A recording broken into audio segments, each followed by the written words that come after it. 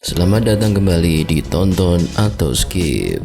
Pada kesempatan kali ini, saya akan menceritakan film komedi dan science fiction tahun 2021 berjudul Don't Look Up. Tenang saja, video ini bebas dari spoiler. So sit back and enjoy.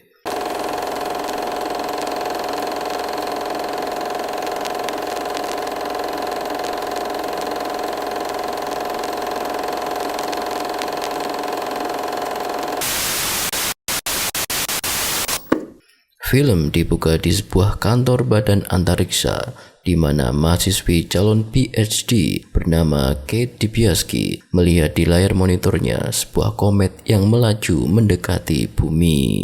Kate lalu menelpon teman-temannya untuk merayakan penemuannya itu. Dia juga menelpon mentornya, Profesor Randall Mindy. Namun setelah dipelajari lebih lanjut secara perhitungan matematis, ternyata komet itu lebih berbahaya daripada yang mereka perkirakan. Let's call it a night, huh? Dan mereka sepakat kalau komet itu jika menghantam bumi akan terjadi kepunahan massal alias kiamat. Randall dan Kate kemudian mengontak beberapa petugas yang berwenang, termasuk Dr. Teddy Olitor, dengan tujuan mempublish berita bahwa ada komet yang akan menghantam bumi dalam kurun waktu 6 bulan. Mereka berusaha bertemu dengan Presiden Amerika Jenny Orlean, tapi karena Presiden sangat sibuk, mereka harus menunggu semalaman. Namun setelah menunggu semalaman, Randall, Kate, dan Teddy masih harus menunggu hari berikutnya untuk menyampaikan berita penting itu kepada Jenny dan asisten sekaligus anaknya, Jason. Meskipun Randall dan Kate sudah menyampaikan secara detail betapa berbahayanya komet yang sedang mengarah ke bumi itu, Jenny dan Jason tampak tidak peduli. But it's like so stressful. I like trying to listen. Mereka berpendapat komet itu belum menjadi ancaman prioritas karena sains tidak bisa memastikan hingga 100% kiamat akan terjadi jika komet itu menghantam bumi. Kate terlihat berkomunikasi dengan pacarnya, Philip, yang sepertinya hubungan mereka kurang baik karena Kate membenci ibu Philip karena suatu masalah. Sedangkan Randall adalah suami dari June dan memiliki 2 orang anak yang tinggal bersama mereka. Sementara itu di Silicon Valley sedang diadakan presentasi oleh perusahaan teknologi BAS. CEO BAS, Peter Iswell, menjelaskan tentang teknologi mutakhir perusahaannya yang dinamai Leaf. Leaf ini diklaim bisa mendeteksi perasaan manusia dengan mengukur segala variabelnya seperti detak jantung dan keringat. Jadi saat mendeteksi perasaan sedih, Leaf akan mengirim gambar atau video untuk membuat gembira manusia.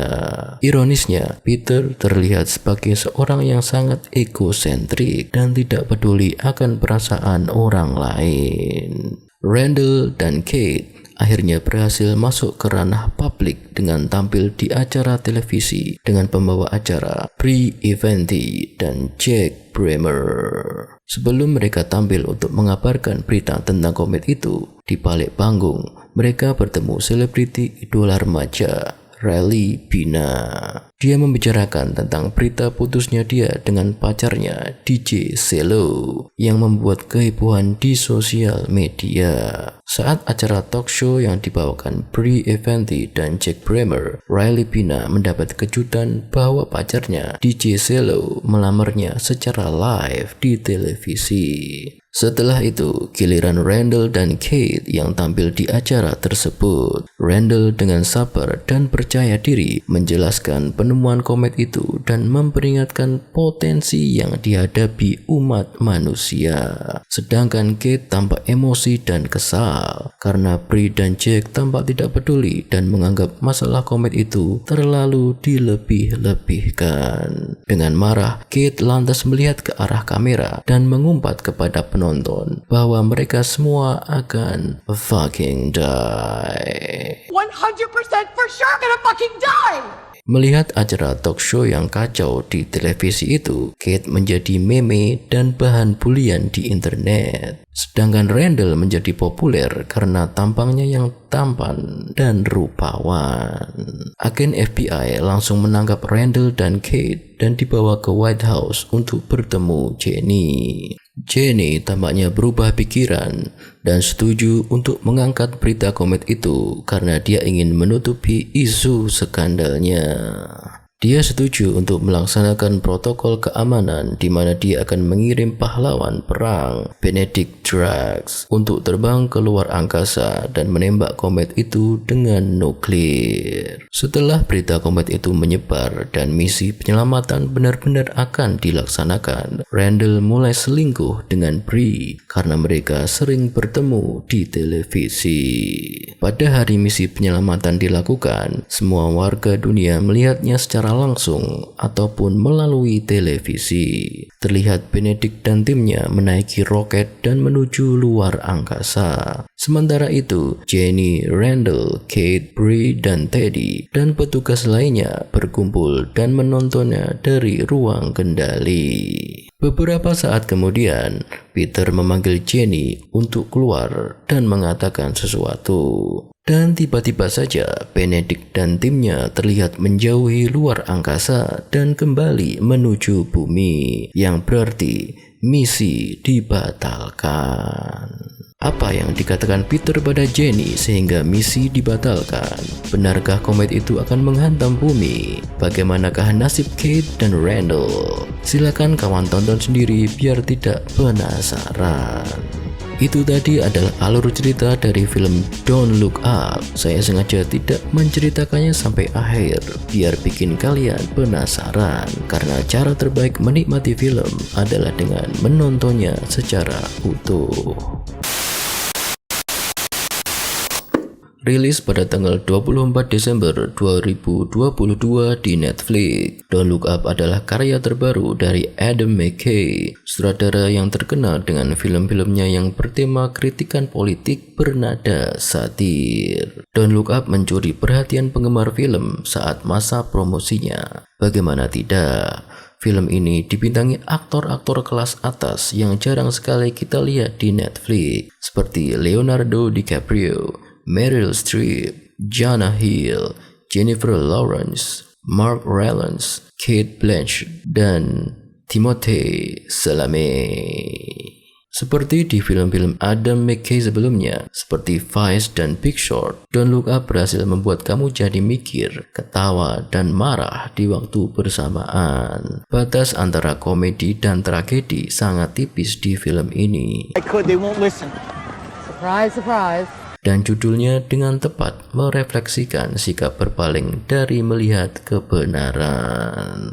Aspek yang paling mengerikan dan membuat mikir dari film ini adalah kemiripan dengan realita yang kita hadapi di dunia nyata, yaitu tentang sikap penduduk bumi terhadap suatu isu besar yang mengancam kehidupannya sendiri, misal seperti isu perubahan iklim. Dan saya kira meteor di film ini adalah memang metafor dari perubahan iklim. Plot utama film ini adalah Dr. Mindy dan Dibiasky yang berusaha susah payah meyakinkan dunia kalau komet itu nyata dan akan menghantam bumi. Mereka sudah mengadakan seminar, tampil di talk show, mengadakan demo, namun usaha mereka tetap tidak digubris pemerintah dan media melihatnya sebagai sebatas sensasi.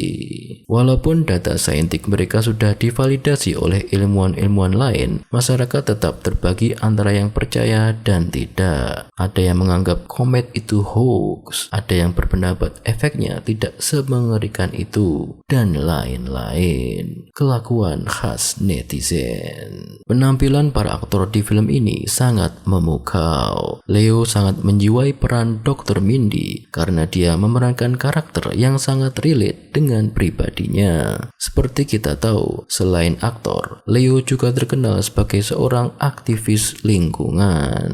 Peran Jennifer juga lucu dan menarik, membuat kita relate dengan karakter Dibiasky yang selalu disalahpahami. Meryl Streep menambah energi ekstra dengan penampilannya sebagai Presiden Amerika yang egosentrik. dan aktor-aktor lainnya bekerja dengan baik. Tapi film ini bukan tanpa cacat. Ada bagian-bagian tertentu yang menurut saya agak kurang. Pertama, durasi film. Dengan durasi 2,5 jam, McKay ingin mengcover semua hal yang mendukung cerita. Tapi pace atau tempo cerita jadi agak lambat dan bertele-tele. Akan sangat menarik jika film ini bertempo cepat, langsung to the point. Katakanlah 2 jam adalah durasi yang pas.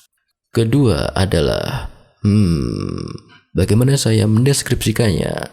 Terkesan film ini terlalu sok-sokan, sok pinter, atau bahasa kerennya pretentious. Di film ini sangat sering McKay mengolok-olok atau mendewakan tiap figur di masyarakat. Misal semua orang digambarkan bodoh kecuali para ilmuwan. Padahal perlawanan terhadap perubahan iklim lebih kompleks daripada ilmuwan yang benar dan yang lainnya salah. Kesimpulannya, film ini sangat menghibur sekaligus bisa jadi renungan yang bagus tentang bumi tempat kita tinggal. Berbagai aktor kelas atas yang bermain di film ini sudah cukup menjadi alasan kamu untuk segera tonton film ini. Kawan punya opini sendiri atau punya request film yang ingin diulas di channel ini? Silakan drop komen kawan di kolom komentar. Sampai jumpa di video selanjutnya kawan. Selalu jaga kesehatan dan salam sinema.